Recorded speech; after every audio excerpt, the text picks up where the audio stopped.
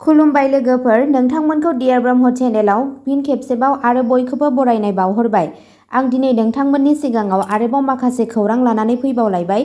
आसा खालामो नोंथांमोनहा खौरांखौ नायनानै मोजां मोनगोन।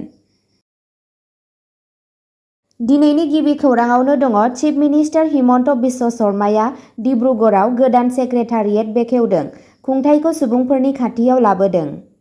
गिबि मन्थ्रि हिमन्त बिश्व शर्माया डिब्रुगड़आव मोनसे गोदान नेहाथारिखौ बेखेवदों, जाय रायजोनि राजथावनि दिसपुरनि बायजोआव गिबिसिन होनना खौराङाव मोन्नाय जादों।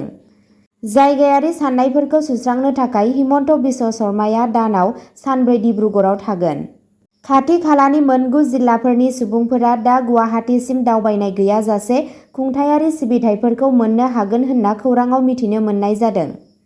गिबि मन्थ्रिया गोख्रै थिरांथा लानाय आरो गोख्रै मावथांखि मावफुंनायनि बाथ्रा होदोंमोन।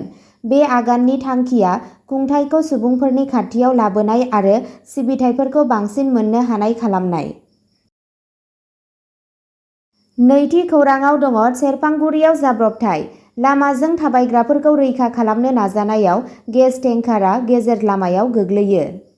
कक्राझारनि सेरफांगुरियाव मोनसे गिख्रंथाव जाब्रबथाय जायो। शुक्रबारखालि फुंनि 9:30 रिंगासोआव सेरफांगुरि पुलिस थाना ओनसोलनि सिङाव थानाय रामफलबिलाव गंसे गेस टेंकारा जाब्रबथायाव गोग्लैयो। बेखौ मिथिनो मोन्नाय जायो दि गेस टेंकारा कन्ट्रल खोमादोंमोन आरो सासे थाबायग्राखौ रैखा खालामनो नाजानायाव लामानि गेजेराव गोग्लैदोंमोन, जायनि जाउनाव गाज्रि जानाय टेंकारा आबुङै खामजोबदोंमोन। बेजों लोगोसे गासै लामाया अरजों बेंखन जादोंमोन। अदेबानि बे जाथायाव रावबो जोखोम जायाखै होनना खौराङाव मोन्नाय जादों। जायगानि सुबुंफोरा पुलिसनो खौरां हरनायनि दान्दिसे उनावनो एसडिआरएफ आरो अर खोमोरग्रा हानजाया जाथाय जायगायाव सौहैयो आरो अरखौ खोमोरनो हायो। बबेखानि अरनि अरा अरजों साग्लोबनायनि जाहोनाव ट्राफिक खान्थिया हेंथा जादोंमोन।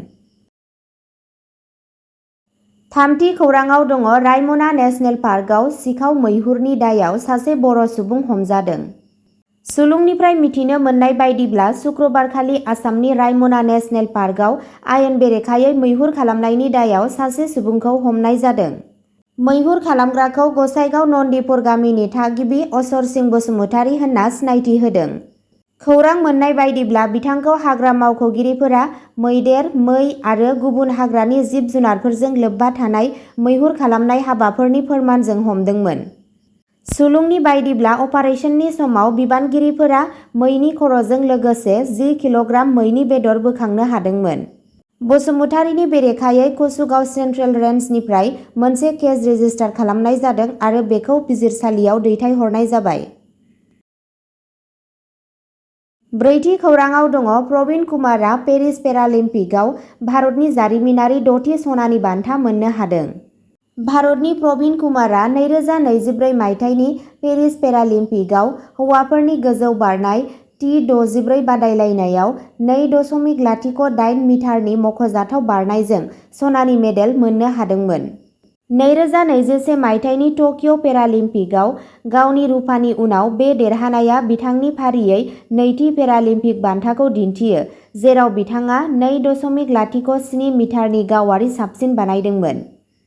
उत्तर प्रदेशनि नयडानि 21 बोसोर बैसोनि एथलीटआ दा पेरालिम्पिक गोजौ बारनाय बादायलायनायाव सनानि मेडेल देरहानो हानाय नैथि भारतारि महरै गावनि मुंखौ जारिमिनाव लिरना दोनबाय, जाय मरियप्पन थंगावेलुनि सारियाव हाबबाय।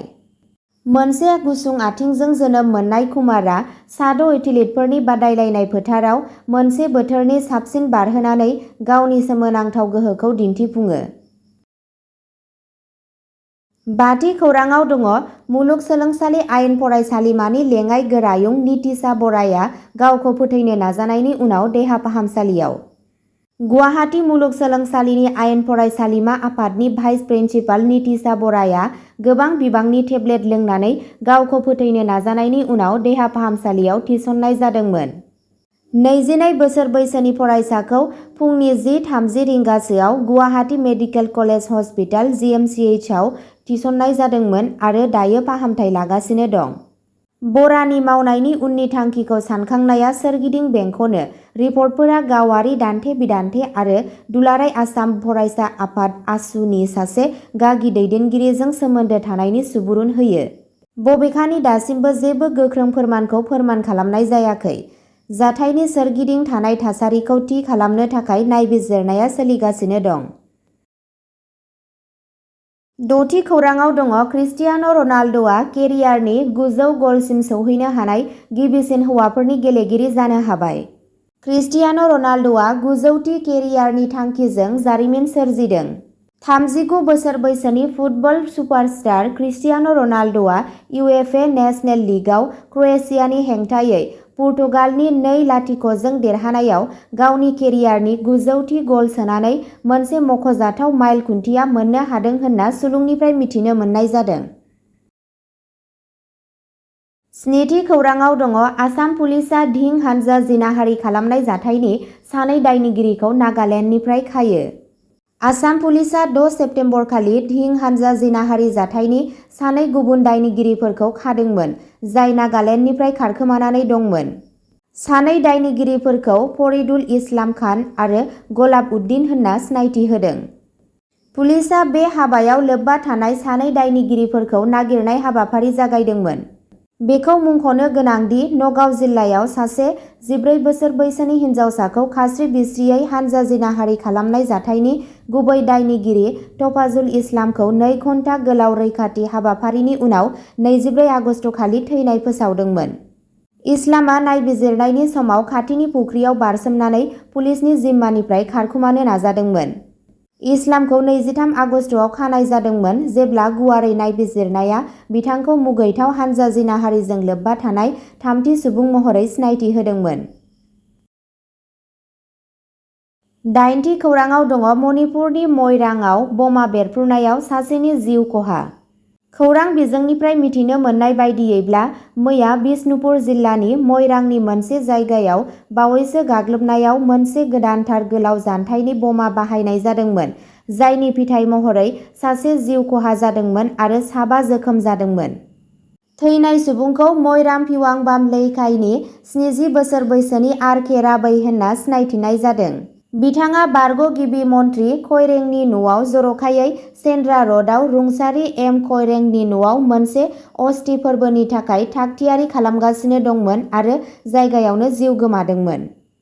जोखोम जानायफोरा जाबाय फारियै सेन्द्रा र'डनि 40 बोसोर बैसोनि सलाम नानाव, सेन्द्रा र'डनि 13 बोसोर बैसोनि गेलेना मैरेम्बाम, सेन्द्रा र'डनि 58 बोसोर बैसोनि राजिब बब', मोइरां अक्संबुंनि 52 बोसोर बैसोनि खंजेंबाम जगिन्द्र, मोइरां अक्संबुंनि 65 बोसोर बैसोनि नगंगम इब'बि।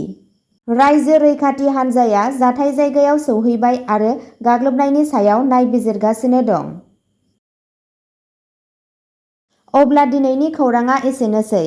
जाय बिथांमोनहा सानसेनि फान्जामुथिखौ नायनो गोसो, स्क्रिनाव होनाय चेनेल बड' इनफ' पइन्टआव थांनानै नायहैनो हागोन। चेनेलनि लिंकखौ डिस्क्रिप्सनाव होनाय जादों।